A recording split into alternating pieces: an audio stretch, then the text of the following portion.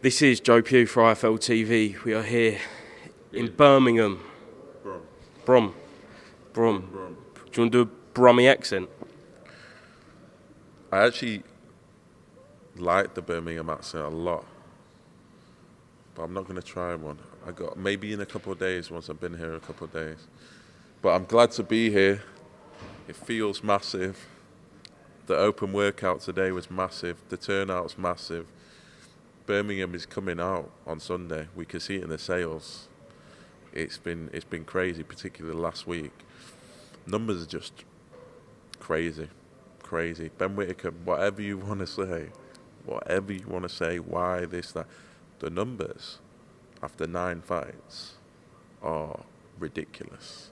And it's a huge fight. I cannot wait. It's a huge card.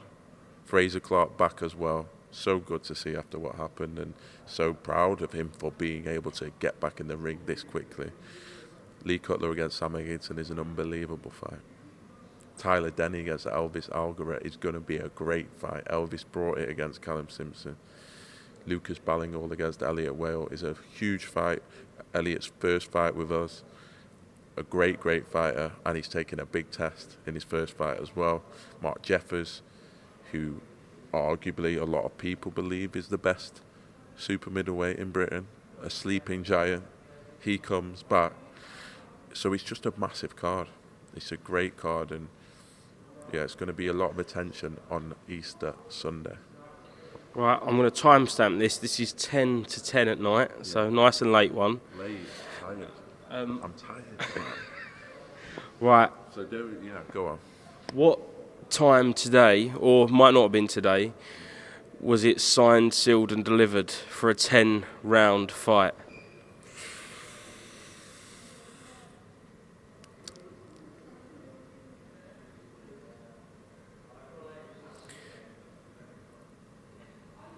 You know that we thought that we agreed a deal quite a while ago. You understand that? In terms of getting them to accept it, I think it was done yesterday. Yeah, it was done yesterday. And so, to be honest, the drama of the rounds thing, look, it was a mistake that we mentioned a few weeks ago. Did I ever expect it to cause this chaos, the carnage, the memes, the noise, the angry rants from Mr. Warren on radio stations and on his YouTube channel? No, I didn't. But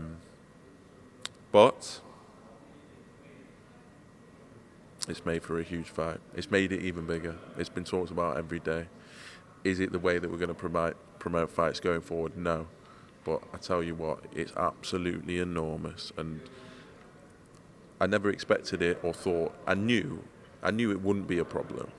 But they saw an opportunity to make us look like idiots in the media, and they took it gladly, wholeheartedly, which isn't something that probably naively I didn't expect, but hey ho, here we are. When the mistake initially happened, how did you think it would be resolved? And now let's compare it to how it has actually been resolved. So I actually thought, because it was only 2 days after, by the way, because it was so obvious a mistake, I actually thought, because we'd always, remember, we've done Liam Cameron's last 2 fights without, even the first one, I don't think he had a promoter. So we dealt with Lee. And so I thought his manager would just be quite a, come on, can we just work this out? There's obviously an issue, that what the intention was, blah, blah, blah, blah, blah. I've had it done to me. I've had plenty of times, I promise you, where if I'd held someone to a mistake in a contract, it happens. It could happen it could happen with a weight, it could be, say, Friday, not Saturday, it could, whatever. Anyway, so no. Did I expect this? No. Did I expect it to be sorted out? Yes. But It is what it is. It's our mistake. I hold my hands up. We felt like it was done. Like, that is the God's honest truth. We were told a number, we agreed to a number, and we paid by a deadline that we were given. So at that point, you think it's done. So for it to all then flare up in the media and not be done was frustrating. But as I say, the noise has created a big fight and a big night. And if I'm honest, the increase in sales and the increase in viewing figures on Sunday night, although it's, as I say, not a conventional way to promote, is huge. It really is. Has it balanced the books? It's balanced the books. It's actually balanced the books. I think it's. But as I say, is it unwanted noise? Of course, it's not what I'd have wanted at the last week, but it's made for a massive fight, and look, I'm just looking forward to the weekend now. Do you feel that Frank Warren went overboard with some of his comments? 100%. I think he said it was the most disgraceful thing he's ever seen in boxing, and I can assure you it's not the most disgraceful thing he's ever seen. He wasn't. It wasn't even. It's not even Frank, and you can see Frank reading his notes on every interview that have been provided to him. What to say, what not to say. The fake outrage, the outrage. So you think it was fake from Frank Warren? What was he angry about? Anyway, he goes on to Box Nation, which is his YouTube channel, lobbies it up. It's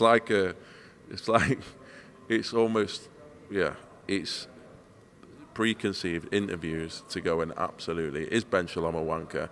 Yes, he's a fucking wanker. And that's what happened for a few days. And as I say, it is what it is. They had their fun. They enjoyed it. And it's made for a massive fight. Okay, last one on the contract scenario. You went on TalkSport earlier. And okay, yeah. So we haven't heard this. Lee Eaton has sent a voice note. Okay, play it so people can hear it. Who's it from? Lee Eaton. I think I blocked him. I'm checking. Coops, we'll say this to Shalom, yeah? My old mate Benji. Tell him when Liam Cameron beats Ben Whittaker, he owes me a Rolex for everything I've done to help promote this fight and help Boxer promote an amazing event. Oh. And he can buy me a Rolex as an apology, and we'll be friends. All right. Peace offering from Lee. Tell him fights off if I He don't get my Rolex. he needs to apologise to me. The problem with Lee is he was an independent manager. Now he works for Queensberry. So he has to act in a certain way towards us. But no. Was he meant to go on TalkSport with you earlier? He was, but because it was resolved and he couldn't ramp it up anymore, I think he left it. But no, look, he is right. It's become an absolutely massive fight. It's become a huge fight. Are you going to get him a Rolex? I'm not fuck. I want compensation for what he's done. Every time I've put him on a show, he's caused me grief, if I think about it, one of his fighters. But no, it's all, at the end of the day, it's all nonsense. It's all nonsense. It's all promotion. It's all getting one up on each other. It's all making for a massive fight, a massive story, a massive night on Sunday. And it will be a huge night. And when Ben Whittaker beats Liam Cameron, I look forward to shaking Lee Eaton's hand. And that will be it, because that's how we do it. Okay, Fraser Clark makes his return to the ring for the first time after his first round defeat that he suffered to against Fabio Wardley against Tete. How big of a fight is this for Fraser Clark to kind of get back on track and get back into those big domestic fights? We spoke to him today. that British title still a big thing for Fraser Clark? Look, for me, he won that first fight against Fabio Wardley, in my opinion. And so it's a big thing for him. It's a massive fight on Sunday against Tete. You know, Tete did cause problems for Dillian White. He can be a bogeyman. He knows what he's doing in there. But Fraser, I'm just glad to see him back. And yeah, I want to see him in the big nights. He's such a popular heavyweight. Again, another one that does big numbers, has done extremely well since he turned over to create a name for himself. Had that unbelievable fight against Fabio the first time. And as I say, that second fight was probably the scariest moment of my career. I hated it. It reminded me of everything in boxing that isn't good. It was horrible. And I thought we were going to potentially see a career end. So to see him back now with more energy than ever, with more motivation than ever, hungrier than ever, I'm excited because you have to learn from those mistakes, and anything can happen in heavyweight boxing. And if he can come through on Sunday, look good, then of course the winner of Adelaide TKV will be the obvious fight. But even Johnny Fisher, Dave Allen, possibly might be looking a bit above that at this stage, but there's some big domestic fights, and that's what I think the next one is. And for me, it's the British title. That's what we want to do. Whilst we're on the topic of the British title, were you happy with the outcome of the Adelaide TKV hearing? No. Why? Because it was a no contest or a disqualification, and it goes down as a loss on Jamie's record, which isn't right. Simple as that. They know they made a mistake, so why not just call it a mistake? Why give us a rematch and not just say this result was a mistake? I'm glad that we're getting a rematch. I'm glad that TKB can put it right. But I'm still gutted for him that he has a loss on his record that he doesn't deserve. He should be British champion right now. But I'm glad that the fight will happen. It's another huge fight, another huge talking point. When does the rematch happen? And could it happen on a Boxer show, or will it be back on Queensbury? Look, might go to purse bid, might do a deal. Who knows? Who knows after this one? At least you know how many rounds it's going to be for a British title. Well, you never know. You never know. I don't know. We'll bid. We'd love to make that fight. But as long as it happens, that's the main thing. Yeah, just kind of last one on the heavyweights. Martin Bakole. Massive fight against F.A. Jagbar. Is there a part of you that regrets pushing the Parker fight when you see Hrgovic Sanchez ordered for the IBF, when you see Derek Chisora in that mandatory situation? First of all, it was not my decision. My decision is to do what I'm told. And by who? By the management, by the ultimately the team. It doesn't matter what fighter. We work for the fighters. We work for the managers, and my job was to deliver an opportunity that they wanted, and they were on to me for. Was it the right decision? Was it not the right decision? You don't know everyone's personal circumstances. You don't know the money necessarily involved. Those things happen. However, we made sure that the fight that was always going to be his next fight stayed in place for the same money against the same guy, and he has the chance now to put everything right and a proper camp. Everyone knows what that first Parker fight. It was almost like something from a comedy show, if we're honest at times, what happened in the lead up to that fight. And so, but Martin and Billy and the team are happy with their decision. They made a huge amount of money, life-changing money that you never know as a boxer, you might never see again. And they now have another massive fight, but it's a must-win fight, that one. That Ajagba fight is huge. I know FA is extremely confident with it. It's on a massive Canelo card in Riyadh. It's a huge moment in Martin Bakole's career. He will get back to world title stages. He needs to win this fight, and then we'll line something up pretty quickly. Are you disappointed that there's a show clash on the 7th of June? Massive show at Oakwell.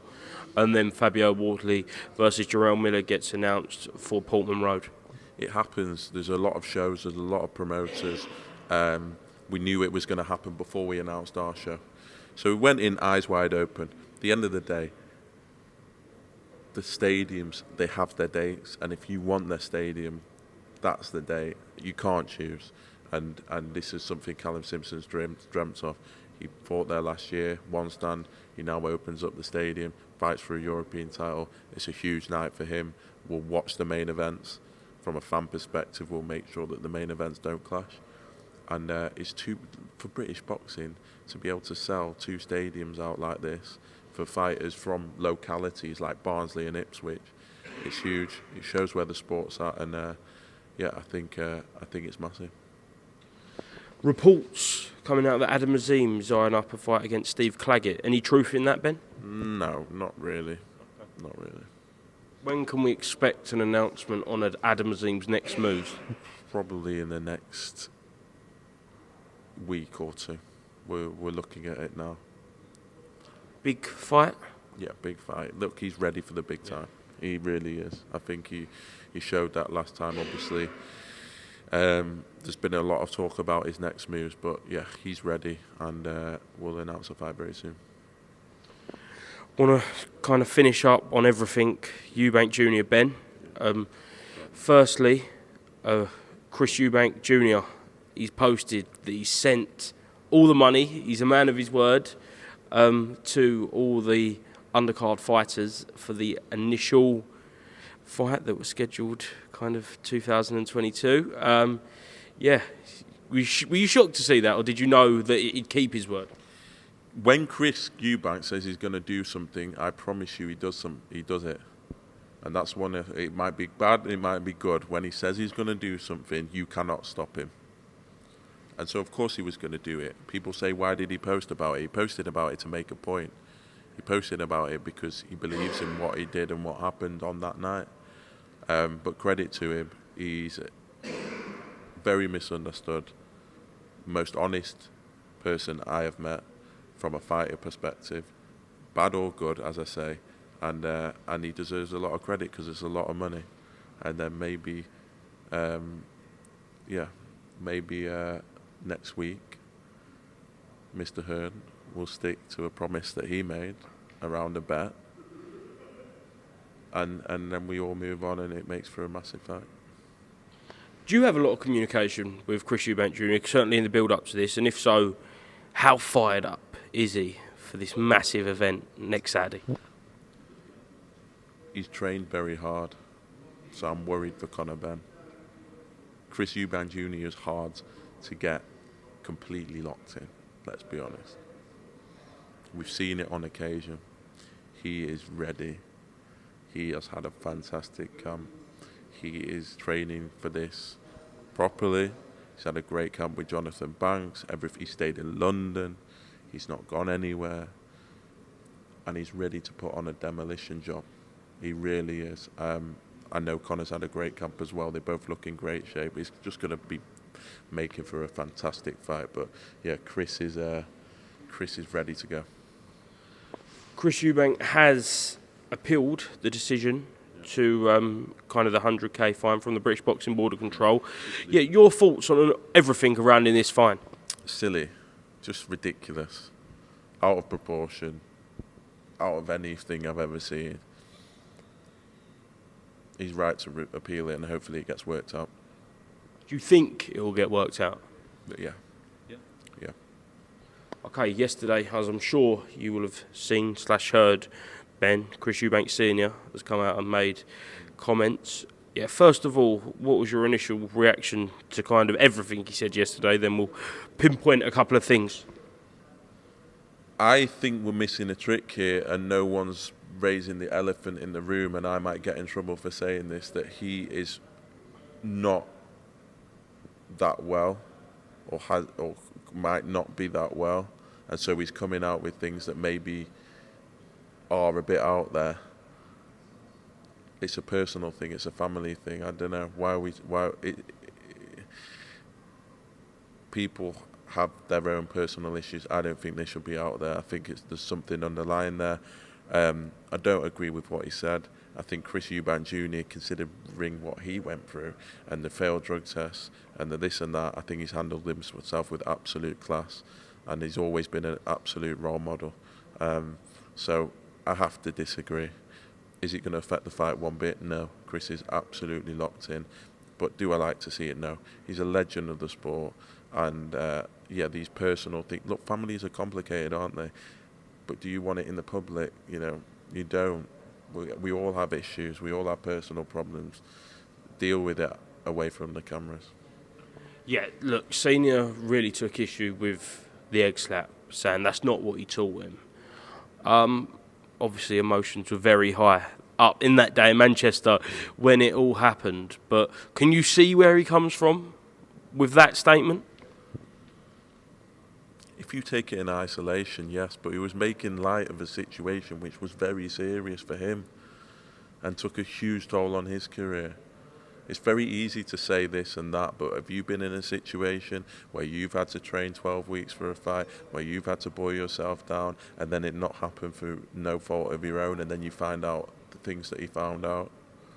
I'm not condoning it, but I'm saying people would have reacted a lot worse. And as I say, I think he's a role model in the sport and has handled himself really well. Have you had any conversations with Junior about his relationship with Senior? No, not really. Or about whether he'll be involved in the fight? He's his dad. Why would he be involved? He's got a trainer, he's got a team, he's focused on fighting, he's focused on winning a fight. He's not focused on that, and he's locked in. He's his dad. He wants a relationship with his dad.